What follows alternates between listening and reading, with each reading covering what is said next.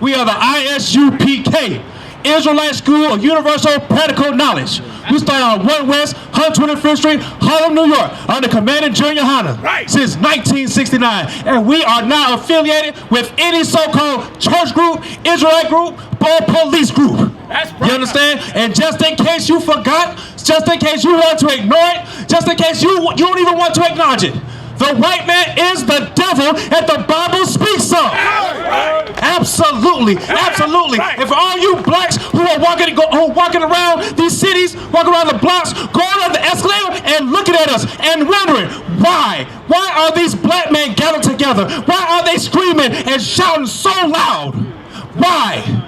I don't understand. We are here to rescue you from your confusion. We are here to rescue you from yourselves because you don't have direction. You understand? You don't have the moral compass. But guess what? It's right here in the Bible. You understand? And everything we do in the I.S.U.P.K is biblically based. You understand? Let's start us off in Isaiah 58:1 real quick, because all people need to hear this. You understand? We are reading the Bible. We are breaking these scriptures down like you have never heard. You understand? Your preacher doesn't talk like this. Your pastor doesn't tell you this. He doesn't give you this truth, this wisdom, or this understanding. And all you want to do is just walk around and laugh at us and laugh amongst yourselves because you are in ignorance. Right. Because you are in ignorance. You understand? Let's start us off real quick. This is the book of Isaiah, chapter 58, verse 1. Cry aloud. What? Cry aloud. Spare not. Spare not. You understand? We didn't come out here to spare your feelings. We are here to spare your feelings alone. We come out here to give you this truth, this wisdom, this knowledge, and this understanding according to the Bible. You understand? Keep going.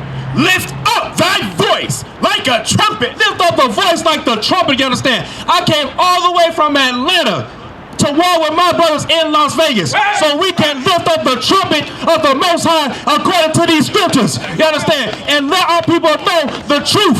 Let them know what's really good when it comes to these scriptures. Keep reading. And show my people their transgression. Hold on, who? My people. Chinese people. My people. Arabs. My people. Absolutely. My people. And who's God's people? Black, Hispanic, and Native Indians. Those are God's people and nobody else. Nobody else. Nobody who has what? Melanin skin. Not the East Indian man, not the Arab man, and damn sure not the Caucasian man. He is not God's people. Blacks, Hispanics, and Native Indians are God's people. Guess what? They are the true Jews of the Bible. And the house of Jacob their sins. Absolutely, man. Let our people know who they really are. Again, give you this truth, this wisdom, and this understanding according to the Bible. You understand? Let's give us some more, man. Let's go to Psalms chapter 69, verse 6, man. Because we're reading the scriptures that you don't hear about in church. You understand? We're not just talking about how God so loved the world. You understand? We are doing more than that. We're not just going to give you one scripture and then close the book. We're not like your Christian pastors who read two scriptures and then close the book and then shuck and jive and dance in front of you trying to entertain you. You understand? Again, we're not coming out here to spare your feelings. That's why we speak against our blacks, Hispanics, and Native Indians doing drugs. That's why we speak against blacks wearing dresses. That's why we speak against black men wearing dresses, black men wearing makeup and with long fingernails, black men pretending to be girls, black girls pretending to be men. We come against that spirit, you understand? Because guess what? That is not the spirit of the Most High. That is not what Christ came to earth to do, you understand? He came to rescue blacks, Hispanics, and Native Indians from this captivity of the white man, from the captivity of the oppressor, you understand? And from the ignorance and the lies that the oppressor have given them for generations upon generations upon generations, you understand? Let's get that. This is the book of Psalm, chapter 69, verse 6. Let not them wait on thee, O Lord of hosts. There are so many blacks, Hispanics, and Native Indians who want to serve God. They want to serve the Most High, but they don't know how. They don't know how. They're confused. They're confused. And so when you hear a preacher who wants to start giving you some kind words, you hear a preacher who wants to give you a motivational speech, and then what happens? You want to follow him because he has a lot of money in his pocket, because he drives an expensive car. Don't wait on that man. Wait for the man who's going to give you that truth. And that man's Commander Junior Yahanna, you understand? Who is leading blacks, Hispanics, and Native Indians all across this earth. You understand? Keep going. Be ashamed for my sake. Let not those that seek thee be confounded for my sake. Don't be confounded. For those of you who have been hearing all of a sudden now that you are true Jews, don't be confused. Right. Blacks, Hispanics, and their Indians, do not be confused. If you got answers, come down here. Don't just stand up on the crosswalks. Don't just walk by. Come to the table and talk with us. Ask us questions, you understand? Because we will get you out of that confusion. Right. You understand? Because ignorance is not bliss. Right. Ignorance is death. Right. Because if you don't know who your oppressor is, if you don't know that danger is approaching, you will die. Right. You understand? And we are tired. We are sick and tired of blacks, Hispanics, and Native Indians dying. We are sick and tired of being murdered in the streets senselessly. Right. Because the oppressor thinks that he has the absolute right to do what he wants in this country. Right. You understand? And he does not have the right because he has God's chosen people in his hands. You understand? And we have come to take those people out of his hands and put them back in the hands of the Most High. You understand? Right. Keep going.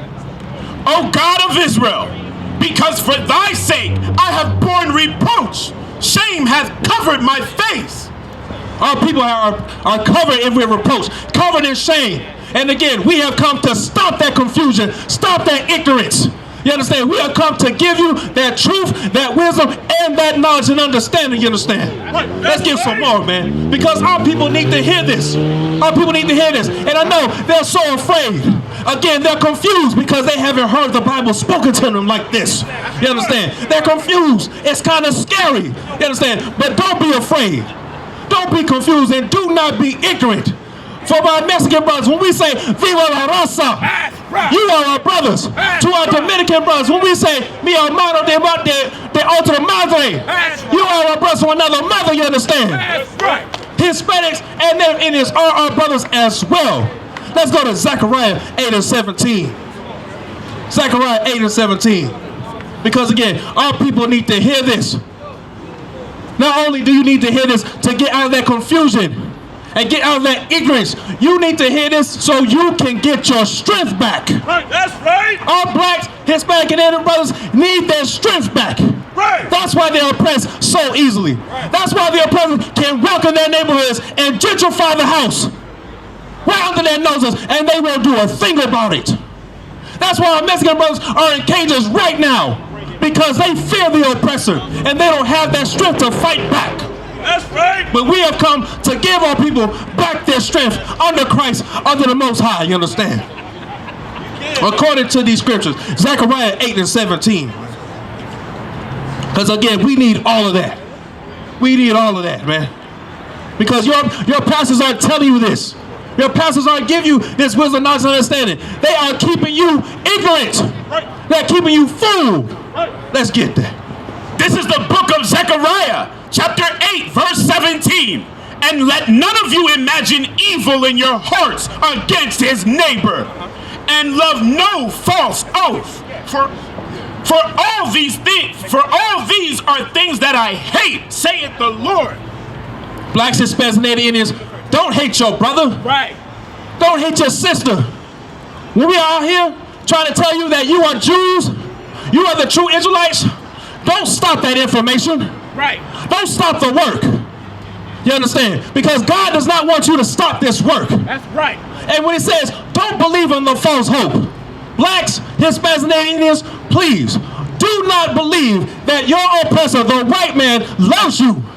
Don't think that he's going to start respecting you because you bow down to him. Right. Have you ever been bullied in high school? Were you ever bullied? And did the bully stop fighting you because you were nice?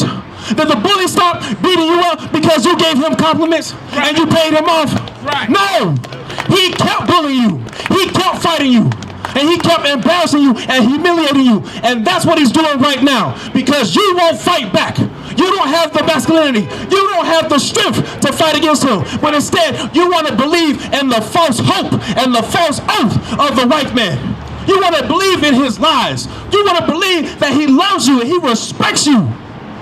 but it doesn't make any sense. Can somebody please make that make sense for us? Make it make sense for me. How you can be bullied and still be loved and still be respected.